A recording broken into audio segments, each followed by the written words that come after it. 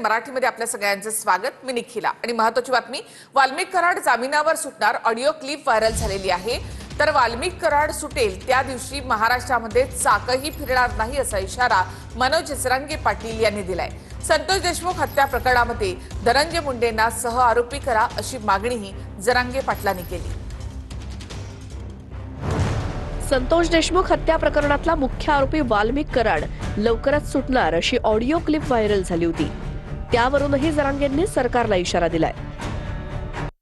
नका ते फिरू दीपक सोबत आता नाही ते साहेबांच्या रडारवर आले सगळं। हो हो हो आणि आता अन्नाची बेल होणार आहे, सगळं होणार आहे, व्यवस्थित होणार आहे की। हो हो हे आता पोलीस स्टेशन पाशी बाहेर देऊ लागले सर, भेटले तुम्ही बघितलं ना मागे, कशाला तुम्ही हे करता? बर बर बर सर, नका थांबू त्याला, सरळ म्हणा इलेक्शन पुरता विषय होता म्हणा माझा, बर बर बर झालं म्हणा आता माझ्या भैयाचे संबंध म्हणा, आता ते नाराज झालेत म्हणा आता। हो हो तर उलटच ऐकायला येतंय, कुठं सरकार पक्षात अजितदादाकडे असणारा तो परळीवाला त्यांनी काही लोकांना असं पेरून ठेवलंय, नाही म्हणायचं सांगितलंय की तुम्ही म्हणा आपला माणूस सुटणार आहे। जोपर्यंत त्यांना फाशी होत नाही ना तोपर्यंत आम्ही कोणीही हटणार नाही। राज्यातला सगळा मराठा ज्या दिवशी या मस्साजोग गावातून देशमुख कुटुंबाकडून हाक येईल त्या दिवशी तुम्हाला राज्यात चाक सुद्धा फिरलेला दिसणार नाही। मग ते ज्याच्यासाठी हे कृत्य त्या आरोपीने केलं, एक नंबरच्या आरोपीने संतोषभाई देशमुखांच्या प्रकरणातल्या त्या सरमाड्यांनी का कारमाड्यांनी, त्याच्या कुटुंबाच्या लक्षात आलं की आपल्या माणसानं पाप याच्यासाठी केलं, याने आपल्या माणसाच्या हातून पाप करून घेतलंय आणि हो बाहेर कुटुंब बोलतं होणार आहे शेवटी काय, आणि त्या कुटुंबाने बोलतं झालं पाहिजे। संतोष देशमुख हत्या प्रकरणात धनंजय मुंडेंना सह आरोपी करण्याची मागणी जरांगे पाटलांनी केली। संतोष देशमुख यांच्या पहिल्या पुण्यस्मरणानिमित्तानं जरांगे मस्साजोगला गेले होते। मस्साजोगमध्ये जाऊन त्यांनी संतोष देशमुखांना आदरांजली वाहत धनंजय मुंडेंवर निशाणा साधला। तो फरार आरोपीला सरकारला अटक करावं लागणार आहे आणि तो धरल्याच्या नंतर याचं पण नाव येणार आहे, त्यालाही याच्या सह आरोपी करा। नसता पुढच्या काळात खरोखर तुम्हाला सांगतो लय झालं तर आता 2-4 महिने दम धरणार आहेत आणि तर राज्यात आंदोलन उभा राहणार आहे। फडणवीस साहेबांनी अजितदादांनी समजून घ्यायचं, तुम्हाला काय करायचं ते करा।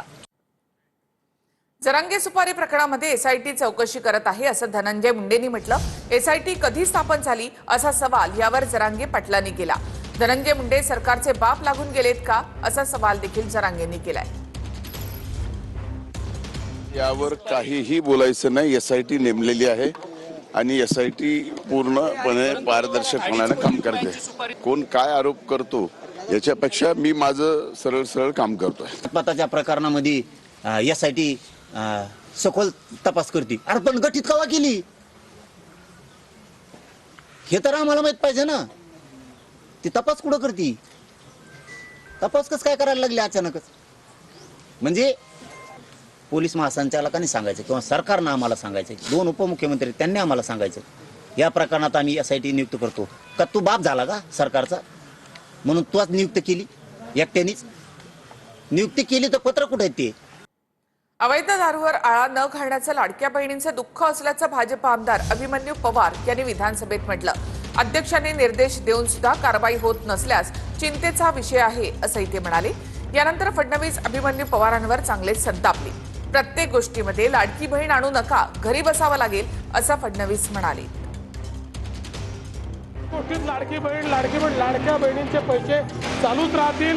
लाडक्या बहिणीवरून स्वतःच्याच पक्षातील आमदारावर फडणवीस सभागृहात संतापले। विषय होता अवैध दारू विक्रीचा। भाजप आमदार अभिमन्यू पवार यांनी सभागृहात मुद्दा मांडला। विषय मांडताना त्यांनी लाडक्या बहिणीचा उल्लेख केला। अवैध दारूच्या विषयात लाडक्या बहिणींचा उल्लेख अभिमन्यू पवारांना भारी पडला। लाडक्या बहिणींची सगळ्यात मोठी समस्या अवैध दारू ही आहे। आमच्या महिला भगिनी अवैध दारू विक्रीबाबत विचारणा करतात। अवैध दारूवर आळा न घालण्याचं लाडक्या बहिणींचं दुःख आहे। विधानसभा अध्यक्षांनी निर्देश देऊनही कारवाई झाली नाही। निर्देश दिलेले आहेत तरी काय होत नाही। विषय संपवून अभिमन्यू पवार बसले आणि फडणवीस बोलायला उभे राहिले। फडणवीस स्वतःच्याच आमदारावर संतापले। अध्यक्ष महोदय, आपण लाडक्या बहिणी म्हणतो, लाडक्या बहिणीचं दुःख जे काय असेल तर अवैध दारूवर आळा घालण्याचं दुःख आहे। अध्यक्ष महोदय दुरुस्ती करण्याची आवश्यकता आहे. आपण बैठक घेतली, आपण निर्देश दिले एक्साइज डिपार्टमेंटला, फूड अँड ड्रग्सला, होम डिपार्टमेंटला. आपण अध्यक्षांनी निर्देश देऊन सुद्धा चला, काय होत नसेल उत्तर अध्यक्ष घ्या. महोदय, तर हे उत्तर चिंतेचा विषय घेऊया आहे. आता. अध्यक्ष महोदय आपण निर्देश दिलेले आहेत तरी काय होत नाही, हा चिंतेचा विषय आहे. अध्यक्ष महोदय चिंतेचा ठीक विषय आहे. आहे. महोदय पुन्हा सदस्यांना सांगतो, प्रत्येक गोष्टीत लाडकी बहीण आणू नका, लाडक्या बहिणीच्या विरोधात जाऊ नका, घरी बसावं लागेल. प्रत्येक गोष्टीत लाडकी बहीण लाडक्या बहिणींचे पैसे चालूच राहतील, ती योजना सुरूच राहील, त्या योजनेला दुसऱ्या योजनेशी कम्पेअर करता येत नाही, हे आपण लक्षात ठेवा. दुसरं, माननीय अध्यक्ष महोदय, आपण जर काही निर्देश दिले असतील आणि त्याची अंमलबजावणी झाली नसेल तर तात्काळ ती करण्यात येईल. सूर्यकांत मोरेंनी चुकीचं वक्तव्य केलं असल्यास माफी मागतो, असं रोहित पवार म्हणतात. सूर्यकांत मोरेंनी राम शिंदेंवर टीका केली, पदावर केली नाही. सूर्यकांत मोरेंवरील हक्कभंगावर रोहित पवारांची प्रतिक्रिया.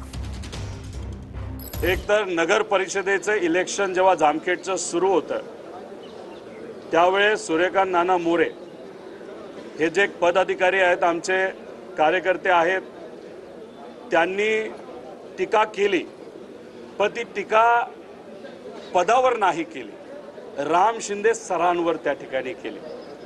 पण ती टीका करत असताना जर इतर जे सर्व MLC आहेत आमदार, त्यांचं मन दुखावलं असेल तर मी स्वतः त्या सर्व MLCंची मी माफी मागतो.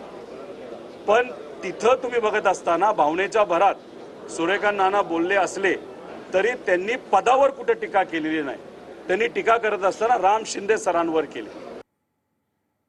बाबा आढावांच्या पार्थिवावर अंत्यसंस्कार झालेले आहेत. शासकीय इतमामात बाबा आढावांच्या पार्थिवावर अंत्यसंस्कार करण्यात येत आहेत. 95व्या वर्षी सामाजिक कार्यकर्ते बाबा आढाव यांनी अखेरचा श्वास घेतलेला आहे. अजित पवारांनी बाबा आढाव यांच्या पार्थिवाचं अंत्यदर्शन घेतलंय.